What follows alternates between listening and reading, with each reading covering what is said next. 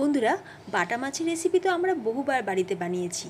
তবে কোন পদ্ধতিতে করলে আর কোন মশলার পেস্ট ব্যবহার করলে কালারটা সবথেকে ভালো আসে আর টেস্টটাও দুর্দান্ত হয়, সেই সব কিছুই আজকে ভিডিওতে আমি করে দেখাবো।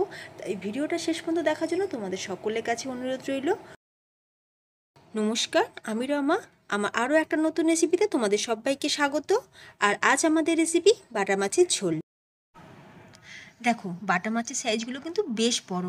মার্কেট থেকে বেশ বড় সাইজেরই বাটা মাছ পেয়েছি, কারণ সবসময় এই রকম সাইজের বাটা মাছ কিন্তু পাওয়া যায় না। আর দেখো, মাছের মধ্যে কিন্তু পুরো ডিম ভর্তি।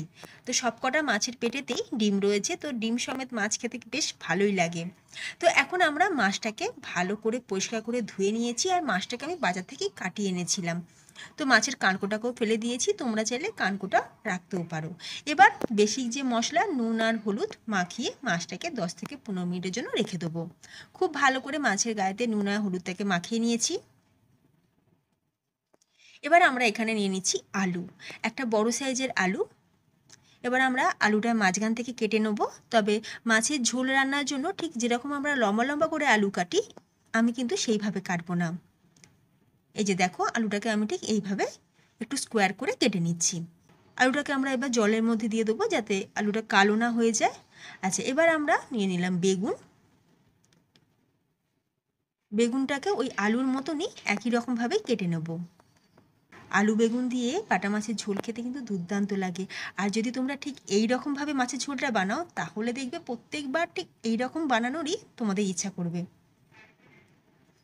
তো বেগুনটাকে কেটে নিয়েছি, আমরা এবার বেগুনটাকে জলের মধ্যে দিয়ে রেখে দেবো।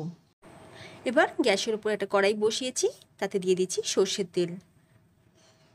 তেলটা গরম হয়ে যেতে এর মধ্যে দিয়ে দিলাম অল্প পরিমাণে নুন আর একটু হলুদ। হলুদ আর নুন দিয়ে কড়াইয়ের চারিদিকে তেলটা ভালো করে লাগিয়ে নিয়েছি। এবার প্রথমেই আমরা আলুটাকে দিয়ে দেবো, কারণ আলুটা ভাজতে বা সিদ্ধ হতে টাইম একটু বেশিই লাগে। গ্যাসের ফ্লেমকে মিডিয়ামে দিয়ে আলুটাকে 50 to 60% কুক করে নেব। এই সময় আলুটা একটু ভালো করে কুক করে নিতে হবে। এবার দেখো, আলুটা যখনই 50% কুক হয়ে গেছে, আমরা অ্যাড করে দিলাম বেগুন। কারণ বেগুন ভাজতে খুব বেশি সময়ও লাগে না, আর বেগুন দেখবে গলে গেলেও ভালো লাগে না। তাই বেগুনটা একটু শক্তর মধ্যেই থাকবে। তো বেগুন আর আলু আমাদের ভাজা হয়ে গেছে। মোটামুটি 50 to 60% আমরা আলু আর বেগুনটাকে ভেজে নিয়েছি। এবার আমরা বেগুন আর আলুটাকে তুলে রেখে দিলাম। এবার কড়াইতে আরও কিছুটা পরিমাণে তেল দিয়ে দিলাম। তেলটা খুব ভালো করে গরম করে নিয়ে এবার আমরা মাছগুলোকে একে একে দিয়ে উল্টে পাল্টে একটু লাল লাল করে ভেজে নেব।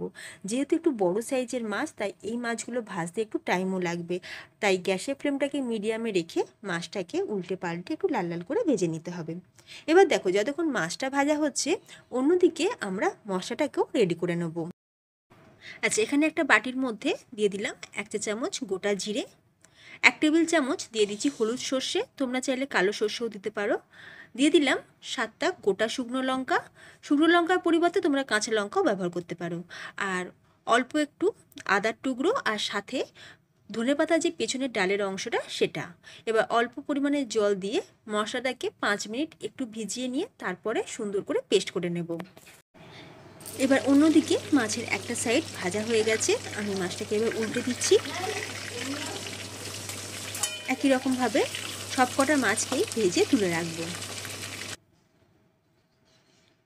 দেখো, মাছগুলো ভাজা হয়ে গেছে, তুলে রেখে দিলাম।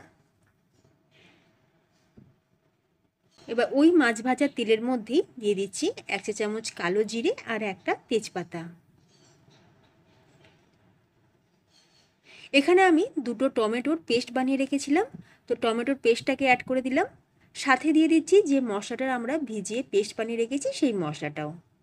এবার মিক্সির জার ধোয়া সামান্য পরিমাণে একটু জল দিয়ে দিলাম, দিয়ে এবার খুব ভালো করে মশলাটাকে কষিয়ে নিতে হবে যতক্ষণ না মশলা থেকে কাঁচা গন্ধ যাচ্ছে। এরই সাথে দিয়ে দিলাম হলুদ গুঁড়ো 1 চা চামচ, কাশ্মীরি লাল লঙ্কার গুঁড়ো 1 চা চামচ।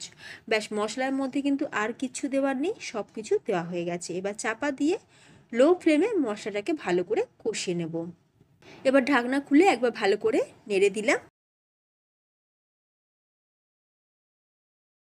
এবার মশলাটা খুব ভালো করে কষিয়ে নেওয়ার পর যখন দেখবে মশলা থেকে তেল ছেড়ে দিয়েছে, তখন আমি এখানে অ্যাড করে দিলাম আলু আর বেগুন। দিয়ে ভালো করে একটু মিশিয়ে নিয়ে আবারও আমি এটাকে চাপা দিয়ে কিছুক্ষণ কুক করে নেব। 5 মিনিট পর ঢাকনাটা খুলে দিয়েছি। এবার পর্যাপ্ত পরিমাণে জল দিয়ে দিলাম। জল দিয়ে খুব ভালো করে একবার মিক্স করে নিয়েছি। এবার স্বাদ অনুযায়ী নুন আর খুবই সামান্য পরিমাণে একটু চিনি অ্যাড করলাম। নুন আর চিনিটা দিয়ে ভালো করে মিশিয়ে নিয়ে আমরা এটাকে চাপা দিয়ে আলুটাকে সিদ্ধ করে নেব। এবার যখন দেখবে আলুটা সিদ্ধ হয়ে গেছে, এবার আমি একে একে মাছগুলোকে দিয়ে দিলাম। এবার মাছগুলোকে দিয়ে গ্রেভির মধ্যে একটু ভালো করে মিশিয়ে নিচ্ছি, যাতে মাছের মধ্যে গ্রেভিটা খুব ভালোভাবে ঢোকে আর মাছটাও সুসিদ্ধ হয়। এইভাবে একটা আলু আমি তুলে তোমাদের দেখাচ্ছি। দেখো আলুটা কিন্তু খুব ভালোভাবে নরমও হয়ে গেছে, আর একটা আলু আমি একটু ভেঙেও দিলাম, তাতে গ্রেভিটার মধ্যে একটু ভালো থিকনেস আসবে। ওপর থেকে 3টে চেরা কাঁচা লঙ্কা আর কিছুটা ধনেপাতা ছড়িয়ে দিলাম। দিয়ে আমি চাপা দিয়ে মাছটাকে একটু ফুটিয়ে নেব। তো দারুণ টেস্টি আলু বেগুন দিয়ে মাছের ঝোল কিন্তু একদম তৈরি। বন্ধুরা, তোমরা এই রকমভাবে মাছের ঝোলটা বানিয়ে দেখো। গরম ভাতের সাথে একটু লেবু আর এই মাছের ঝোল থাকলে আর কিচ্ছু লাগবে না, দুপুরের লাঞ্চ জমে যাবে। তো আমি চাপা দিয়ে 2 মিনিটের জন্য রেখে দিয়েছিলাম। এবার 2 মিনিট পর আমি সার্ভিং প্লেটে তুলে তোমাদের দেখাচ্ছি। তো দারুণ টেস্টি এই গরমে বাটা মাছের ঝোল তোমরা অবশ্যই একবার এইভাবে বাড়িতে বানিয়ে দেখো। আর বাড়িতে বানালে আমাকে অবশ্যই কমেন্টে জানিও তোমাদের কেমন লাগলো। আজকে রেসিপি ভালো লাগলে ভিডিওতে লাইক দিও, শেয়ার করো। আর যদি রেসিপিটা খুব ভালো লাগে তাহলে অবশ্যই চ্যানেলটি সাবস্ক্রাইব করে পাশে থাকার জন্য তোমাদের সকলের কাছে অনুরোধ রইল। তো ফ্রেন্ডস, ভিডিওটা আমি এখানেই শেষ করছি। তোমরা সকলে ভালো থেকো। ধন্যবাদ।